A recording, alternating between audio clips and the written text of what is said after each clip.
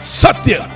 इसके बगैर चलोगे तो ठोकर जरूर खाओगे, इसे साथ नहीं ले चलोगे तो जिंदगी में धोखा जरूर खाओगे, इसे ओढ़े बगैर चलोगे तो जिंदगी के ठंड में आप कांपते रह जाओगे, अंधेरे और अंधविश्वास में घिर जाओगे।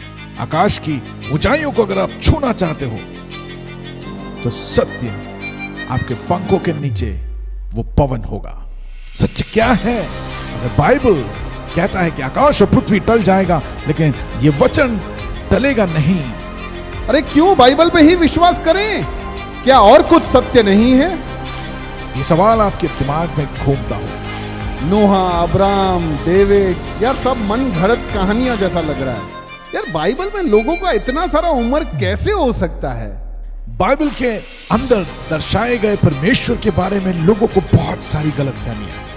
Why there is so much of violence, genocide, prejudice, injustice in the Bible? एक बात बताओ, ईश्वर फादर है, सन है कि होली स्पिरिट है? ईश्वर का सीन समझ और उसकी योजनाओं को हम लोग समझने में असमर्थ रहते हैं। कमारी में से जन्म लिया है, मजाक है क्या? कौन फिर से आने वाला है? यीशु? तो आइए मिलकर खोजते हैं ऐसे ही हमें कई बार उलझाने वाले सवालों को और उनके बाइबल से जवाबों को सुनने के लिए एक नई श्रृंखला जो सनातन सत्य को आप तक पहुंचाने के लिए शुरू होने जा रही है, सत्य की लहर। हेलो गिरीश भाई, वेलकम। कैसे हैं आप? बस एकदम ठीक। आप बोलो कनत भाई। All good, all good. All good. सब फ्रेश लग रहे हैं आज। अरे जबरदस्त फ्रेश ही है आज के टॉपिक की वजह से। आज का शाम से इतना रिफ्रेशिंग है और इतना अच्छा है। मजा आया पढ़ने में, भले ही इसके अंदर चैप्टर्स बहुत सारे हैं और इसके अंदर यानी कुछ चैप्टर्स जल्दी खत्म हो रहे थे, कुछ चैप्टर्स ज़्यादा देर लगा रहे थे, पर ठीक है, अच्छा लग रहा था और अलग अलग थॉट्स आ रहे थे मेरे को। मैं कभी कभी सोचता था कि लिखा किसने, इतना सारा मूड स्विंग अंदर दिख रहा है।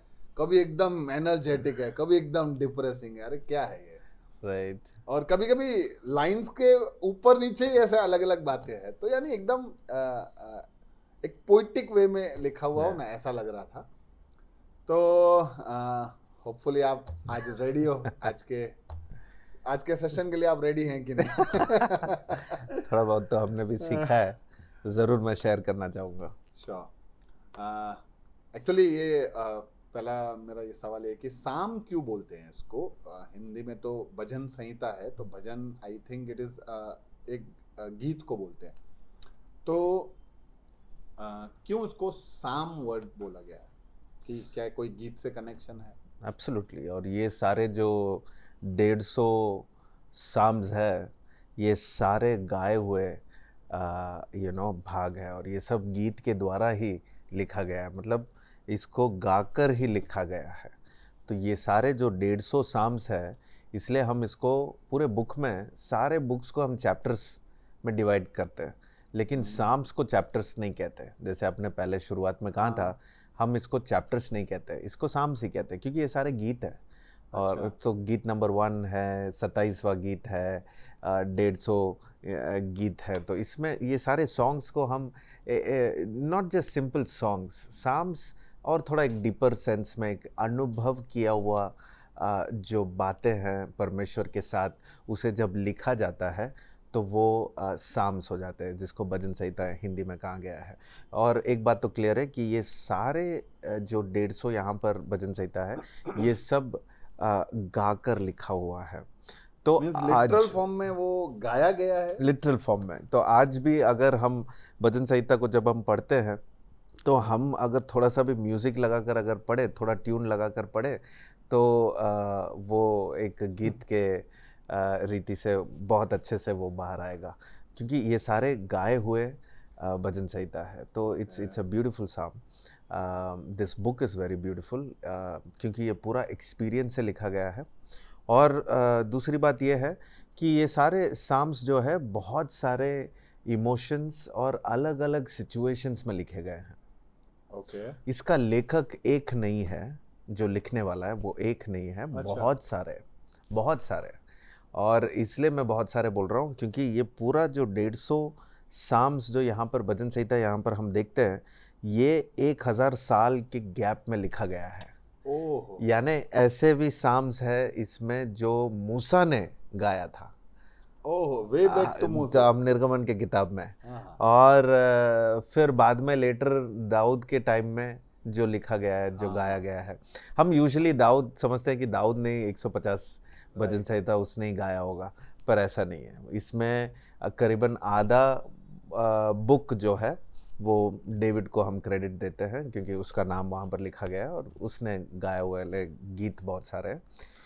आधा बुक है, और बाकी आधा जो है वो बाकी सारे सिंगर्स ने गाया हुआ गीत है। ओके। और ये ऐसा एक समय पे जहाँ पर इन लोग जो इज़राइल के लोग थे, ये जो बंदीगृह में थे वहाँ से छोड़कर जब वापस आ रहे थे, जब ऐसे उनका जो एक माहौल ऐसा बना था, वो टाइम पे इन्होंने सारे गीत को जो प्रभु ने प्रेरित किया, सारे गीत को इकट्ठे किए और 150 भजन संहिता को एक साथ रखा। और ये उनके लिए एक परमेश्वर का याद लाने के लिए, और परमेश्वर ने क्या काम किए हैं पहले, और क्या वो कर रहा है, और क्या वो करने वाला है, जो मैसिया आने वाला है, जो उद्धार करता जो आने वाला है, उसके बारे में काफ़ी कुछ वर्णन यहाँ पर आप भजन संहिता में देखेंगे। Right. क्योंकि स्टार्टिंग में बहुत सैड लगेगा, फिर बीच में एक होप मैसेज आएगा कि एक आशा देने वाली बातें होंगे, और फिर आखिर में होगा कि मैं स्तुति दूंगा और आराधना दूंगा। और ऐसे ऐसे ही पूरे भजन संहिता को गाया गया है, लिखा गया है, और अलग अलग सिचुएशंस पे लिखे गए हैं। क्या ये सारे के सारे चैप्टर्स, आई मीन ये सारे के सारे साम्स, क्या कोई एक ऑर्डरली फॉर्म में है कि हैफेजटली जो आया वैसे लिखा गया? इसे ऑर्डर में इन्होंने बांटा है। जब इसको एक साथ इन्होंने यहाँ पर लेके आते हैं, ये सारे यहूदी लोग जब एक साथ लेके आते हैं, तो इसे ऑर्डर में लिखा गया। और आप अगर अंग्रेजी बाइबल में अगर आप देखेंगे तो भजन संहिता को 5 बुक्स में डिवाइड किया गया है। अंदर आप part 1, part 2, part 3, part 4, part 5 आप देखेंगे। अच्छा, सो पहले पार्ट में हम देखेंगे कि फर्स्ट 41 साम्स जो है वो एक बुक कंसिडर किया गया है। और फिर 42 से लेकर हम एक अगले 31 साम्स को, जैसे 42 से लेकर 72 तक एक भाग बताया गया। फिर 73 से लेकर 89 तक एक भाग है। फिर 90 से लेकर 106 तक, और फिर 107 से लेकर 150 तक। तो ये 5 बुक्स में डिवाइड किए गए हैं एक बुक के अंदर। ओके। क्या ये 5 उसके टाइप हैं साम्स के? इसमें अलग अलग रीति से इन्होंने परमेश्वर का वर्णन किया है, परमेश्वर के बारे में लिखा गया है। और ये 5 बुक करने का एक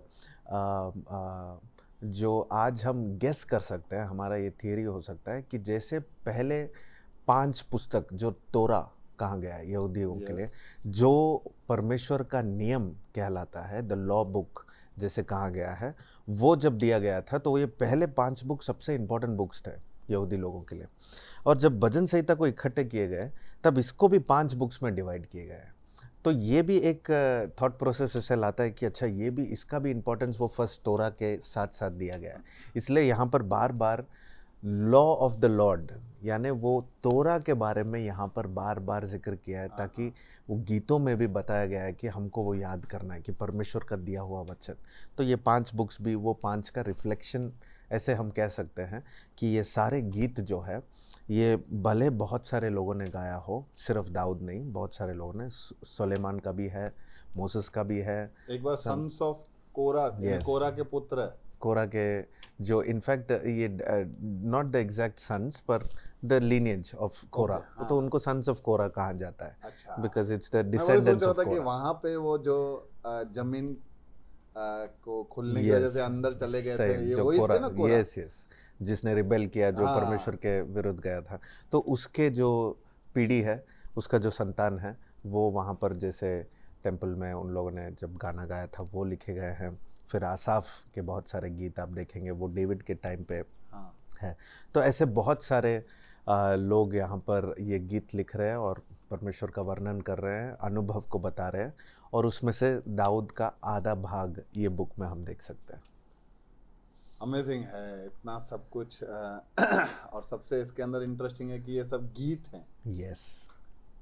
और गाए गए हैं। क्या कहीं इसको गाया जाता है ऐसे एक्चुअली आप कुछ साल पहले अगर देखेंगे तो ऐसे कलीसियाओं में, पुराने कलीसियाओं में ऐसा होता था कि ये कभी पढ़ा ही नहीं जाता था, इसे कोई भी ट्यून लगाकर ही पढ़ा जाता था, यानी जोर से इन लोग एक म्यूजिक लगाकर ही पढ़ते थे, कोरस का एक कोरस, एक ट्यून के टाइप में ही उसे पढ़ा जाता था और बहुत अच्छा लगता था। हमें भी कभी ट्राई करना चाहिए। नहीं, बहुत सारे इसमें राइमिंग लाइंस है ना, तो मुझे लगा एब्सोल्युटली, इसलिए आपने बोला था ना कि पोएटिक स्टाइल में लिखा गया, पोएटिक स्टाइल में। हाँ, तो इसे जब गाएंगे तब बहुत अच्छे से आएगा।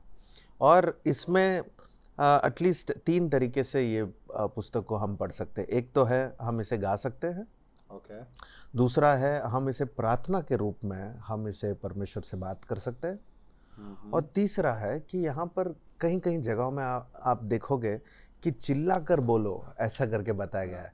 तो यहूदियों के बीच में ये भजन संहिता जब पढ़ा जाता है कि ऐसे कुछ कुछ भजन संहिताएं हैं जहाँ पर चिल्ला कर पढ़ा जाता है, और आज भी वो किया जाता है यहूदियों के बीच में, और हम भी कभी कोशिश कर सकते हैं। Yes, like a shout for joy to the lord, ऐसा बहुत सारे बार ऐसे सारे लाइन्स यहाँ पर लिखे गए कि जो भी आप बोल रहे हो तो चिल्ला कर बोलो, पर नॉर्मल पढ़ाई नहीं, पर चिल्ला कर आप इसे कहना। एक चौथा टाइप है जो मैंने किया, सिर्फ रीडिंग। जो आज कॉमनली हम सब करते हैं। वेल, ये तो बैकग्राउंड हो गया पूरा का पूरा इसके बारे में। अभी मेरे को हर एक इस साम के अंदर से कुछ कुछ बातें यानी बहुत ही एकदम मज़ेदार लगी, कुछ एकदम स्ट्राइकिंग लगी, तो मैंने सोचा आपसे पूछूंगा, इसलिए मैं साम्स भी कोट करके आया था कि किसमें क्या था। ओके, जैसे शुरुआत ही पहला ही साम शुरू करते हैं, उसके स्टार्टिंग के वर्सेस में ऐसा लिखा है कि इन लोगों के साथ मत बैठना, इन लोगों के संगति में मत खड़े रहना, और इनके यहाँ पे से भाग जाना। तो मतलब आई वॉज थिंकिंग कि 3 तरह के लोग थे, अनगॉडली, दुष्ट और ऐसे सब थे। तो मैं जस्ट सिनर्स, मॉकर्स एंड अनगॉडली, तो मैं सब सोच रहा था कि तीनों एक ही टाइप के हैं कि कहीं पे बोला है बैठना नहीं, यानी कहीं पे बोला है चलना नहीं, कहीं पे बोला है उनके साथ ऐसे खड़े नहीं होना। तो आई वॉज जस्ट थिंकिंग कि ये ऐसे 3 भाग में देने का जस्ट ऐसे थोड़ा इंटरेस्टिंग लगा कि इतना डिटेल में दिया गया कि इनसे बस हाय हेलो का रिश्ता रखो, इनके साथ डीप रिश्ता ना रखो, व्हाटएवर। तो जस्ट मैंने सोचा ये सारे जो काम जो वर्णन किया गया है, जिसके बारे में लिखा गया है, वहाँ पर कहा गया है कि 3 चीज़ें, जैसे पहले साम में जैसे आप जिक्र कर रहे हैं कि पहला वचन में ही ऐसा लिखा है कि जो 3 चीज़ें नहीं करना चाहिए और एक चीज़ करना चाहिए, वो धन्य है। जो ये 3 चीज़ें नहीं करता है और एक चीज़ करता है, वो धन्य है। जो पहले 3 चीज़ें, जैसे आपने कहा कि वो अनगॉडली के साथ चलता ना हो, do not walk with the ungodly, या काउंसिल ऑफ द अनगॉडली, या किसी के कहने, किसी की सलाह देने में, युक्ति देने में, आप युक्ति भी किससे आप लोगे, आप किसकी सलाह लोगे, किसका काउंसिल आप लोगे? ऐसे लोगों से जो परमेश्वर को जानते हैं। और जो परमेश्वर को नहीं जानते, उनसे जब आप सलाह लेते हो तो वो सलाह का कोई स्टैंडर्ड होता ही नहीं है। शायद वो अच्छा लगे, अगर सुनने में बहुत अच्छा लगेगा, अरे वाह सही तो कहा है, इसमें क्या गलती है। तो आपको जब अनगॉडली या जो परमेश्वर को नहीं जानते, उनसे जब आप जाकर सलाह लेते हो, तब स्टार्टिंग में आपको लगेगा कि ये तो सही है, ये तो अच्छा ही है, लेकिन जाते जाते गहरे में जब जाओगे, गहराई में जाओगे, तब आपको पता चलेगा कि इसका बेस और कहीं जा रहा है, ये परमेश्वर के वचन के आधार पर नहीं है। क्योंकि ऑब्वियसली वो जो व्यक्ति जो आपको सलाह दे रहा है वो परमेश्वर को नहीं जानता है, तो वो एक हद तक ही वो बता सकता है। लेकिन हम कहीं ना कहीं ऐसे फंस जाते हैं कि अनगॉडली का काउंसिल लेने लगते हैं, कुछ बातों को हम सुनने लगते हैं, कोई आर्टिकल्स पढ़ते हैं, कोई टीवी में हम कुछ देखते हैं, या यूट्यूब में हम कुछ बातें सीखते हैं, तो हमें लगता है कि ये सब कितने अच्छे बातें हो सकते हैं, पर क्या सही बातें हैं, ये जानना बहुत ज़रूरी है। इसलिए परमेश्वर का वचन साफ कहता है कि अनगॉडली, जो परमेश्वर को नहीं जानता है, उनसे काउंसिल कभी मत लेना, क्योंकि उससे काउंसिल लेना यानी आप उनके रास्ते में चल रहे हो, उनके शब्दों में आप चल रहे हो, और उनके साथ मत चलना। वो धन्य है लोग जो नहीं चलते। फिर जो है दुष्ट लोगों के साथ खड़े नहीं होना। दुष्ट लोग क्या करेंगे जब खड़े होते हैं? वो प्लानिंग करते हैं, स्ट्रैटेजी बनाते हैं। उनके साथ मत खड़े रहना। थोड़े भी देर आप खड़े रहोगे, उनका प्लान्स आपके अंदर आ जाएगा। और फिर आखिर में लिखा है कि टड्डा करने वाले या जो मॉकर्स है, उनके साथ बैठना मत।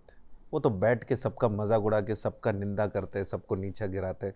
तो ऐसे वैसे आप जहाँ भी जो टाइम पास करने वाले बैठे वाले लोग होते हैं, वहाँ जाके मत बैठो, क्योंकि आप थोड़े समय के लिए बैठोगे, चलो रेस्ट लेते करके बैठोगे, आपको लगेगा चलो 2 मिनट हंस लेते हैं, टाइम पास कर लेते हैं, पर 2 मिनट के बाद आपको पता चलेगा कि आपने किसी को नीचे गिराकर आप उसके ऊपर हंसने लगे, जो हमको नहीं करना चाहिए। तो उनके साथ मत बैठो।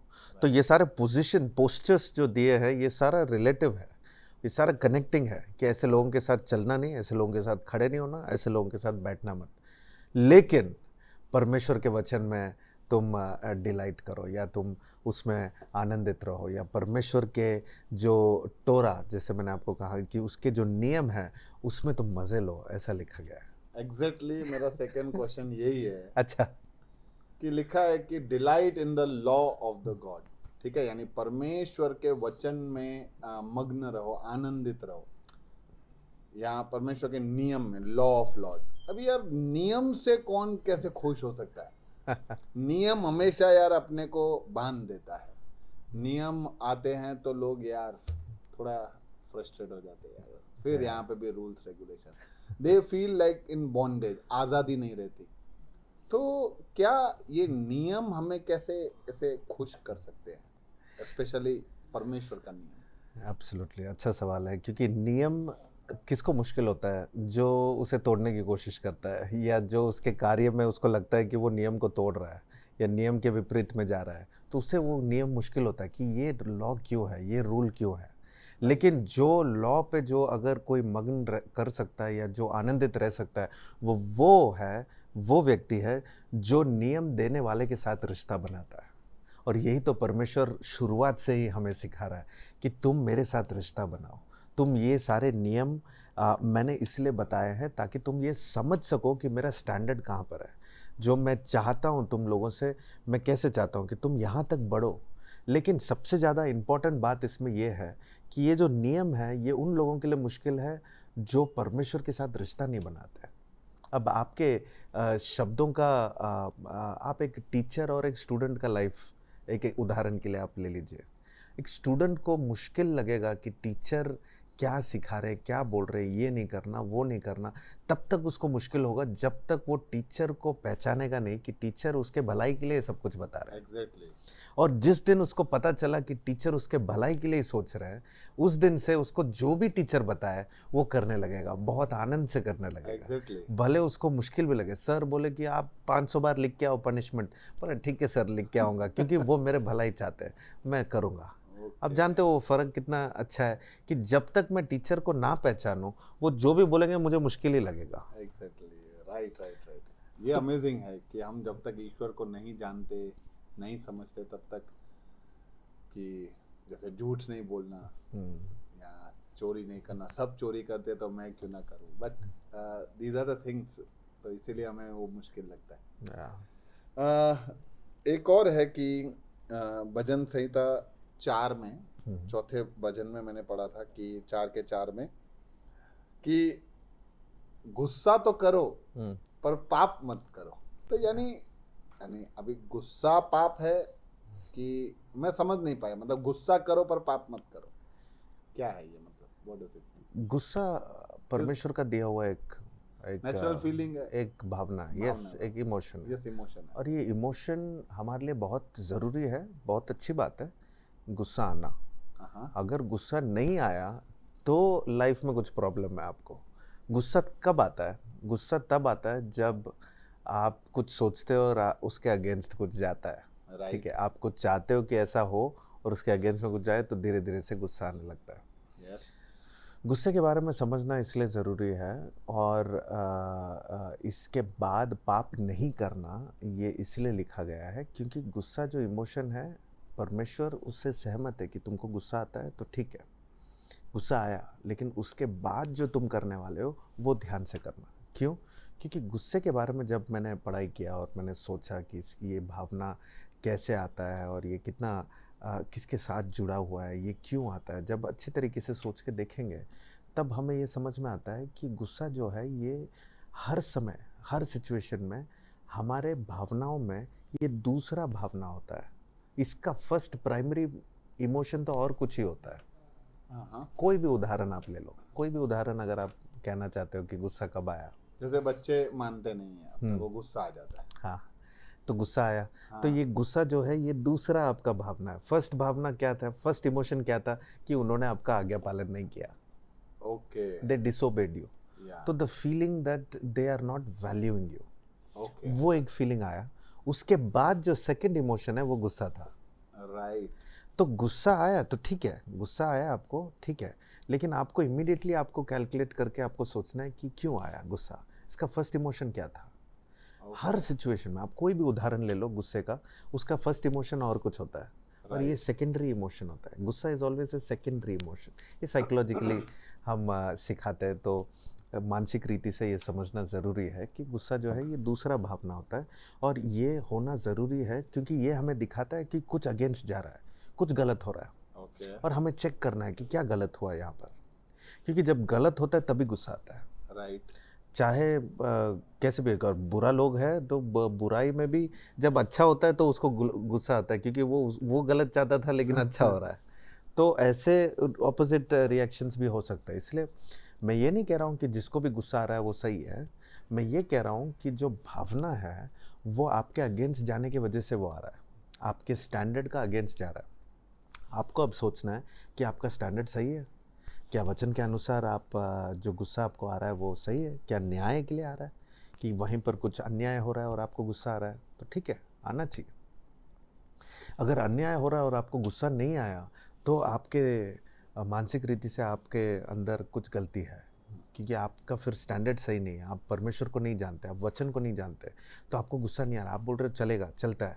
किसी ने चोरी किया बगल घर में, आपको लगा चलेगा। क्यों? क्योंकि आप शायद फिर चोरी करते होंगे अपनी ज़िंदगी में, इसलिए आपको चोरी करना आपको कोई फ़र्क नहीं पड़ा। ओके, तो वहाँ पर गुस्सा नहीं आया तो गलत हुआ। आपके भावनाओं में कुछ गलती है, आपके न्याय में कुछ गलती है, आपके स्टैंडर्ड में कुछ गलती है। तो गुस्सा आया तो ठीक है, लेकिन वो क्यों आया, कारण क्या था, उसका पहला भावना सीखना और उसके अनुसार पाप नहीं करना है, उसको ठीक करने की कोशिश करना है। तो कुछ लोग होंगे जो बच्चे के ऊपर गुस्सा आया तो तुरंत लेकर कुछ मार दिया या भी उसको डांट दिया या कुछ गाली दे दिया, कुछ गलत शब्द गुस्से बोल को दिया। वेंट आउट कैसे करेंगे? हाँ, तो ये हम अलग से एक टॉपिक पे डिस्कस कर सकते हैं गुस्से के बारे में। ये तो बहुत बड़ा टॉपिक है। ओके, हाँ, पर ये भाग में मैं ये बच्चे का जो एग्जांपल आप कह रहे थे, मैं इसमें आपको उदाहरण दे रहा हूँ कि बच्चे के ऊपर गुस्सा आया, ठीक है, पर आपने पहले सीखा कि क्यों हुआ, कि उसने वैल्यू नहीं दिया। तो उसको सिखाना ज़रूरी है कि जब माता पिता कुछ कहते हैं तो वो क्यों कहते हैं, उनको बिठा के सिखाना पड़ेगा, ओके, उनको बताना पड़ेगा। और फिर जब सिखाते बताते तो उसका डिसिप्लिन, उसका एक अनुशासन भी हमको साथ में रख देना चाहिए कि तुम ये नहीं करोगे तो तुमको ये सहन करना पड़ेगा। तो ये सारी बातें जब हम सिखाएंगे, जब बताएंगे, अनुशासन देंगे, तब बच्चे भी सीखेंगे और हमको भी पता रहेगा कि गुस्से को कैसे काबू में रखना है। तो यानी जब लोग गुस्सा करके यूं मारा मारी करते हैं, गाली गलौज करते हैं, तो ये सब नहीं करना चाहिए गुस्से में आकर। इससे गुस्सा जब आप, वही तो है कि आपको जब ज्ञान नहीं है, जो मैं ज्ञान आपको मैं दे रहा हूँ, मैं सिखा रहा हूँ कि गुस्सा कभी प्राइमरी नहीं होता है, कभी वो फर्स्ट इमोशन नहीं होता है। पर लोगों को जब गुस्सा आता है तो उनको लगता है कि मुझे गुस्सा आ गया, अब मुझे इसको दिखाना है, कैसे भी मुझे बताना है, उसको सिखाना है कि मुझे गुस्सा आ गया, अब मैं किसी का बात नहीं सुनूंगा। ये हमारा एक नेचुरल पंच डायलॉग्स और लोगों ने और मीडिया ने हमको ऐसा दिखा दिया कि गुस्सा आया तो दिखा दो, पर वास्तविक में ऐसा नहीं होना चाहिए। गुस्सा इज ए राइट इमोशन जो आपको, आपके सोच को बता रहा है कि कुछ गलत हो रहा है यहाँ पर, उसको सीधा करो। पहले तो सीधा करने से पहले हमको सोचना है जो हम सोच रहे हैं क्या सीधा है, जो गलत हो रहा है उसको सीधा करने के लिए। तो फिर जब इतना सोचने का, आप कह सकते हो कि गुस्सा जब आता है तब सोचने का टाइम नहीं मिलता है। एग्जैक्टली, तो तुरंत वो इमोशंस, इसलिए बाइबल हमें सिखाता है कि गुस्सा करो लेकिन पाप मत करो, क्योंकि इमीडिएट गुस्सा के बाद लोग पाप कर बैठते हैं, कुछ ना कुछ गलती हो जाता है। आप किसी से भी कोई, कई सारे खूनी जो केस जो चलता है जहाँ पर खून हो गया या कुछ ऐसा मर्डर हो गया, वहाँ पर जब बात किया जाता है तो पुलिस के पास या कोर्ट में भी ऐसे कहते हैं कि मुझे गुस्सा आया, पता नहीं मुझे क्या करना था, मैं कुछ कर दिया मैंने, राइट, और मुझे माफ़ी चाहिए, अब मैंने गलती में कर दिया, सोच के नहीं किया। तो इन द लॉ उसके लिए कुछ जगह नहीं है जहाँ पर ऐसे बताया गया कि मैंने गुस्से में कर दिया, माफ़ कर दो, मैंने सोच के नहीं किया। अब यही हमको सिखाया जाता है कि गुस्से को कैसे काबू में रखना है। हाँ, इसलिए बहुत सारे वर्कशॉप्स और बहुत सारे टीचिंग्स होते हैं कंपनीज कॉर्पोरेट्स में कि एंगर मैनेजमेंट कैसे किया जाता है। पर कभी भी मैंने भी काफी सारे जगह पे ऐसे सुना है कि गुस्से को कंट्रोल करो, पर वो तो ऐसे गुस्से को पी जाना सिखाते हैं कि do not react at all, नहीं, यानी ये गल्प इट अप, तो ये तो फिर ये गलत है। हम तो ऐसे नहीं सिखाते। अगर हम एक बार अगर वो डिस्कस कर सकते तो बहुत अच्छा रहेगा गुस्से के बारे में। ये बहुत हेल्पफुल होगा क्योंकि हर एक मैरिज में ये ज़रूरत है, परिवार में ज़रूरत है, बच्चे माता पिता के बीच में ज़रूरत है, हर एक रिश्तों में, जब फ्रेंडशिप है या कोई भी रिश्ता है तो हर एक रिश्ते में ये कलीग्स, कंपनीज, बिजनेसेस में ये इमोशन को कैसे कंट्रोल में रखना, कैसे इसको मैनेज करना, ये बहुत ही ज़रूरी है। बिकॉज एंगर, मेरे हिसाब से anger is a beautiful emotion, जिसको अगर सही तरीके से इस्तेमाल करें तो पूरे दुनिया को जीत सकते हैं। ओके गुस्सा is a very important emotion. अगर गुस्सा नहीं है तो लोग जीत नहीं सकते या जीत हासिल नहीं कर सकते, कहीं भी वो सक्सेस नहीं हो सकते। अगर कोई सक्सेस होता है तो गुस्से की वजह से ही होता है, क्योंकि वो प्रॉब्लम सॉल्व करने के लिए तैयार हो जाता है। उसको गुस्सा आता है, कहीं प्रॉब्लम देखता है, उसे गुस्सा आता है, वो प्रॉब्लम के लिए वो सोल्यूशन ढूंढता है और वो बड़ा एक सक्सेसफुल बिजनेसमैन या कोई भी एंटरप्रेन्योर बन ड्राइविंग जाता फोर्स है। है। राइट। आगे एक और क्वेश्चन था कि अब ऐसे लग रहा है कि बहुत सारी चीज़ें आपने लिखा है। अरे बहुत सारा लिख के आया। बहुत सारे ऐसे भजन के बाद है ना, लास्ट में यूं लिखा हुआ था सेला, तो मैं समझ ही नहीं पाया कि सेला यानी क्या। सेला, आप बाइबल में आपने अब तक पढ़ा होगा और आगे भी देखेंगे कि आमेन लिखा हुआ है। आमीन, ओके। बहुत सारे जगहों में आप आमेन देखेंगे। आमेन यानी जैसे बताया वैसा होने दो, जैसा लिखा है, जैसे घोषित किया है, जैसे उधर बताया गया है वैसे ही होना, वैसा ही होना चाहिए और वैसे ही होने दो। ऐसे हम परमेश्वर से प्रार्थना करते हैं। तो बहुत सारे आमेन, प्रार्थना के बाद भी प्रार्थना के अंत में जब आमेन कहते हैं, हम जैसे बताया वैसा होने दो, वो हम घोषित करते हैं। और सेला जो है, जो गीतों में जब सेला बताया जाता है तो वो भी उसी प्रकार का एक समझ है, जहाँ पर हम बता रहे हैं कि जैसा गाया जा रहा है वैसा ही होने दो। और उसको एक आमेन के रूप में देख सकते हैं। कई बार गाने के ब्रेक्स में उसको बीच में इस्तेमाल किया जाता है कि उसको एक पॉज देने के लिए सेला, और फिर नेक्स्ट लाइन शुरू करना। तो ये एक स्टाइल, गीत में एक स्टाइल है वो, कि आप रुक जाओ, पॉज करो, ब्रेक करो, सेला बोलो और फिर शुरू करो। तो आप एक पॉइंट बता रहे हो, वो पॉइंट खत्म हो रहा है, एक नया पॉइंट आप शुरू कर तो रहे ये हिंदी वर्ड है या हो। नहीं, ये तो एक हिब्रू वर्ड है इसका। Selah is a Hebrew word? Yes, जैसे यहूदी लोगों का गीत है ये, तो ओके उन्होंने वो बताया गया है। हिंदी और इंग्लिश का नहीं है ये वर्ड। Okay okay. कहते हैं कि भजन संहिता 34 में लिखा था कि taste and see the lord is so good, यानी चख कर देखो कि यहोवा कितना भला है। मतलब क्या ये ऐसा दर्शा रहा है कि तू ईश्वर को परख के देख? हाँ, नहीं। प्रभु को टेस्ट करना नहीं, लेकिन कुछ लोग ऐसे कहने में ऐसे ही समझ लाते हैं कि थोड़ा चक्कर तो देखो ना करके। ऐसे हम कुछ लोगों से पूछते हैं कि थोड़ा उसको थोड़ा उसको टेस्ट करके देखो। ऐसा लगता है टेस्टिंग टेस्ट जैसा हो जाता है, पर टेस्ट ही है, टेस्ट नहीं है उसका मतलब।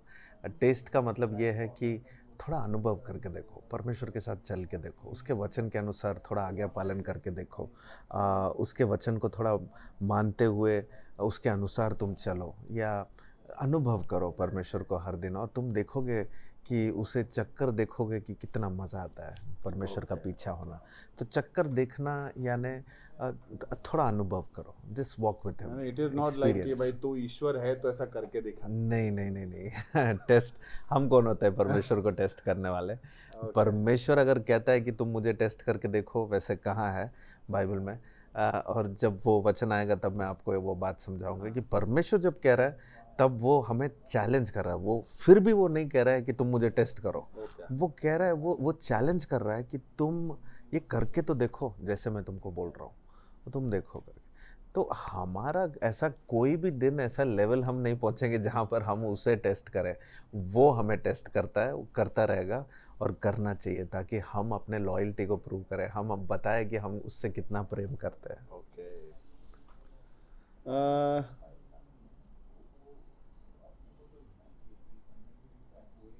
एक और था भजन 127 में कि unless the Lord builds the house the builders labour is when, यानी जब तक परमेश्वर घर न बनाए तब तक उसका मजदूर या उसका मेहनत व्यर्थ है। मतलब ये मेरे को समझ ही नहीं आया, मतलब क्या बोलना चाह रहे हैं, घर से या मेहनत से क्या?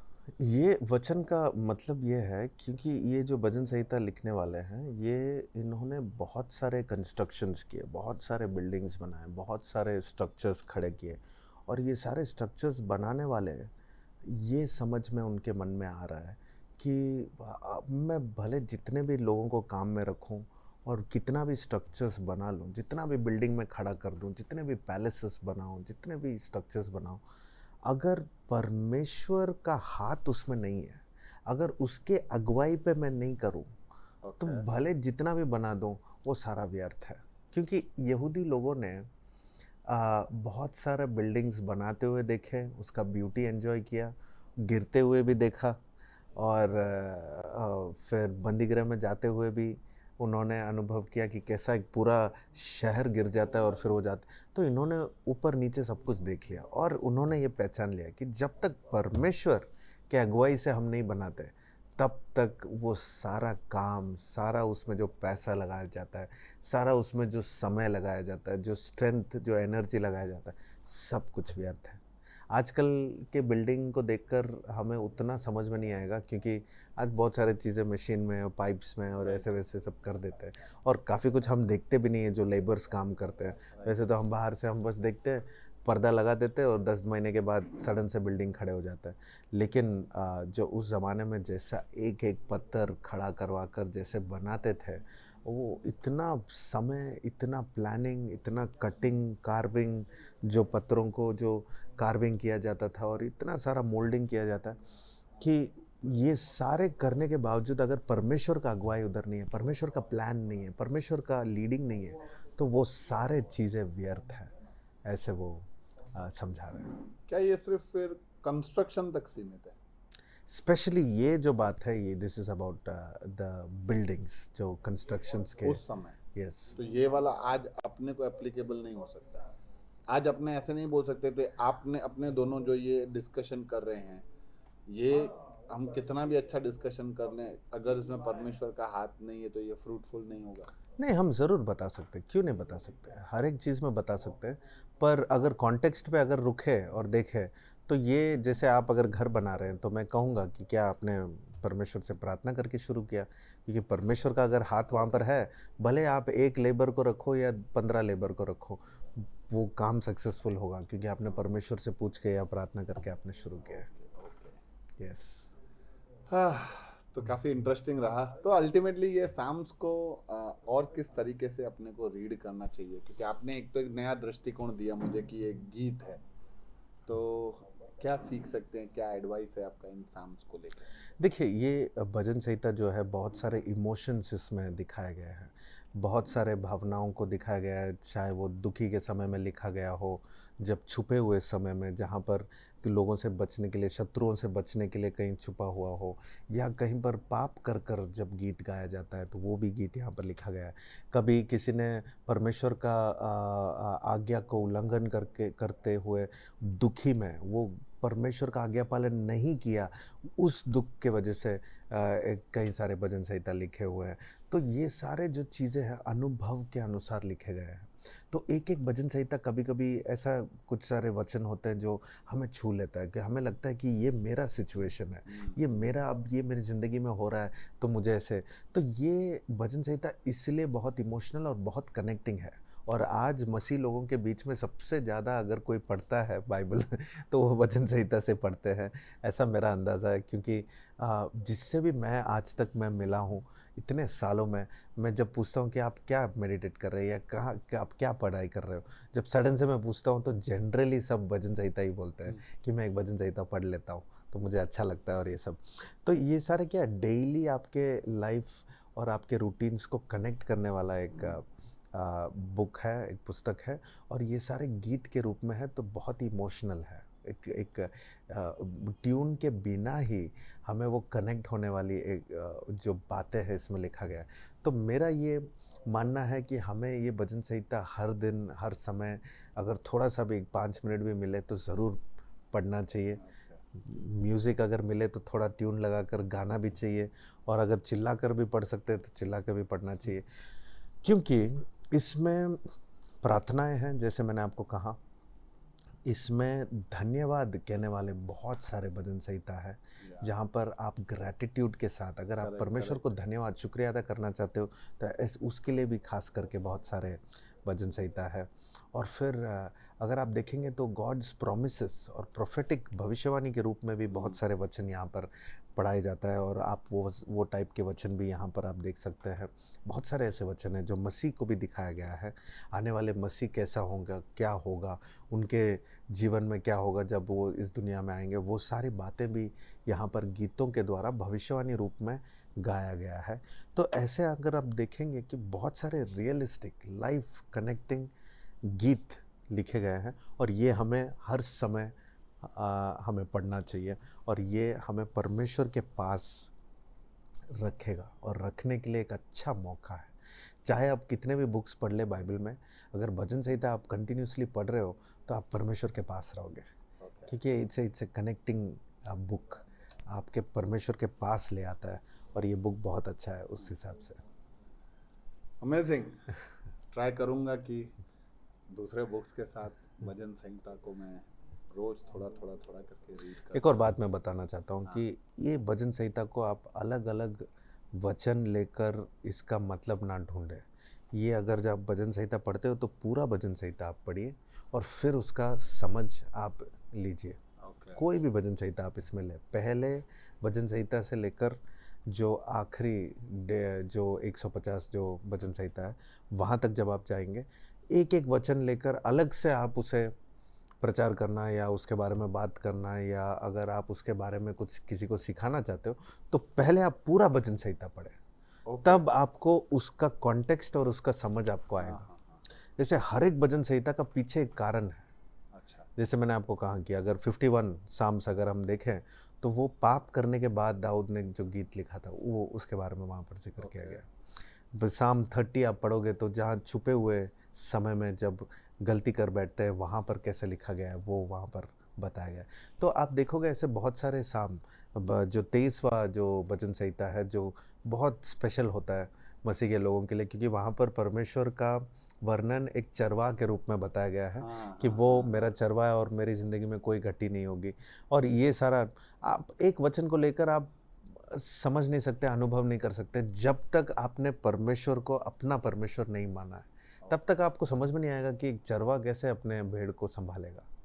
बहुत ही जेनरिक लगेगा, लेकिन अगर आप परमेश्वर को अपना जो व्यक्तिगत रीति से अगर आपने उसको पहचान लिया, आप उसके पीछे चल रहे हो, तब आपको वो भजन संहिता समझ में आएगा। तो इसलिए मैं कह रहा हूँ कि पूरा भजन संहिता पढ़े और फिर उसका समझ आपको मिलेगा। एक एक वचन अलग से मत कीजिए, क्योंकि फिर वो आउट ऑफ कॉन्टेक्स्ट हो जाएगा, फिर कुछ और ही मतलब लेने लगेंगे, और ऐसे बहुत सारे लोग गलत कर बैठते हैं, और बाइबल में ऐसा नहीं करना चाहिए। Okay, yes. क्या कहना था, बहुत अच्छा रहा, ये मज़ा आया सीख के, नया नया सब सुन के, अलग अलग। थैंक यू यार, इतना सब टाइम देने के लिए। God bless you, God bless you Girish भाई। ज़रूर सिखाते रहना, मैं भी बात करते रहूँगा, आप भी बात करते रहना, और ऐसे ही परमेश्वर का प्रेम लोगों तक हम पहुंचा सकते हैं। Okay, God bless you. सत्य, इसके बगैर चलोगे तो ठोकर जरूर खाओगे।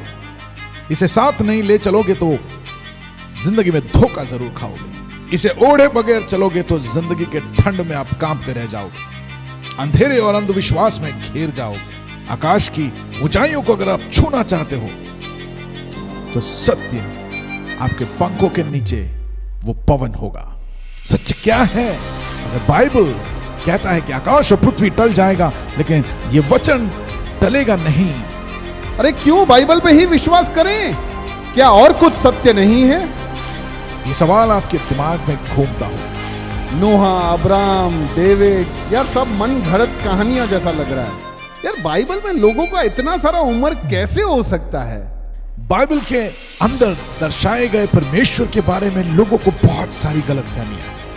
Why there is so much of violence, genocide, prejudice, injustice in the Bible? एक बात बताओ, ईश्वर फादर है, सन है कि होली स्पिरिट है?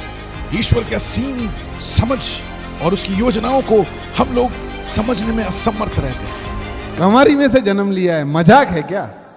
कौन फिर से आने वाला है? यीशु? तो आइए मिलकर खोजते हैं ऐसे ही हमें कई बार उलझाने वाले सवालों को और उनके बाइबल से जवाबों को सुनने के लिए एक नई श्रृंखला जो सनातन सत्य को आप तक पहुंचाने के लिए शुरू होने जा रही है, सत्य की लहर।